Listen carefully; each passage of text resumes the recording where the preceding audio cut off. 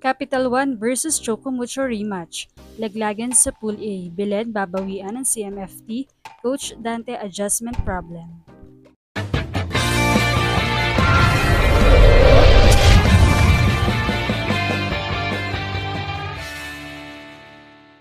What's up, Volleyball Nation? Welcome back to my YouTube channel. Narito ako para magbigay sa inyo ng updates tungkol sa mundo ng volleyball. Pero bago yan, don't forget to subscribe and hit the notification bell para updated ka sa aking mga videos.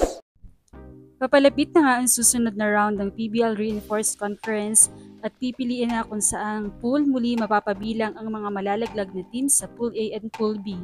Sa Pool A ay pasok na nga ang Zeus Coffee na may malinis na records eliminations kung saan wala pa silang talo so far. Habang pasok at gitgitan naman ng Creamline, Akari at Petrogas para sa dalawa pang spot sa top 3. Kapwa nga may 3 wins at 2 losses ang Creamline at Petrogas habang may 3 wins at 1 loss naman ang Akari.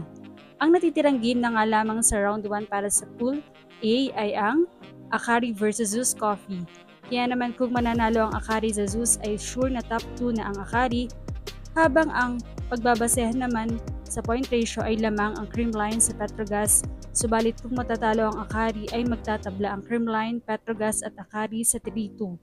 Kaya naman sa point ratio na lamang sila magkakalamangan, depende sa magiging resulta ng game.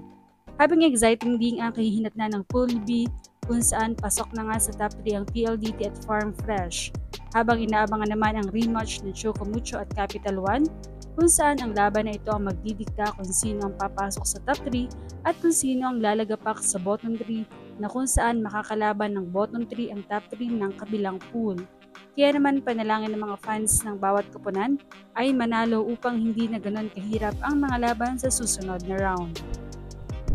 Well, kung hindi naman talaga uulitin ang game ng Chocomucho at Capital One, ay sure ball na sana napasok ang Chocomucho sa top 3. Subalit dahil sa desisyon ng PBL na maging patas na makalaro ang imports ng dalawang koponan, dahil top 3 nga lamang ang makaka-advance mula sa grupong ito papunta sa susunod na round para sa chill na laban, makikita na malaking pagkakataon para sa Capital One na mapanatili ang kanilang pwesto.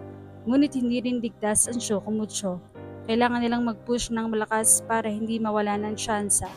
Sa kabilang banda, ang Chocomucho ay may mas maraming pressure ngayon dahil kung hindi sila makakapag-deliver sa susunod na laban, maaaring mawala ang kanilang oportunidad kahit na pantay lang ang record nila ng Capital One. Lalo na nga at mukhang may mali sa mga decision making ni Coach Dante dahil na rin sa pag-bench niya sa nakaraang laban sa kanilang import na dapat ay nasa loob at nilalaro ang posisyon kung saan malakas siya dito ang opposite spiker. Subalit pilit na pilit ito sa open ay makikita naman na mahina ito sa depensa. Habang sa Capital One ay magandang pangitain ang kanilang naging huling laban matapos ma-sweep ang Signal. Makikita kung gaano kaganda ng blending ng koponan, lalo na at nariyan si Belen na hindi rookie ang galawan at hindi lamang opensa at depensa ang dala, kundi taga-boost din ng moral ng team at gain din ng kanilang import na si Sasha ay talagang scoring machine din. Kaya naman malamang ay intense ang magiging laban ng dalawang koponan at all-out na game ang kanilang ipapakita. Anong sasabi niyo rito? Leave a comment below. Thank you for watching and don't forget to subscribe.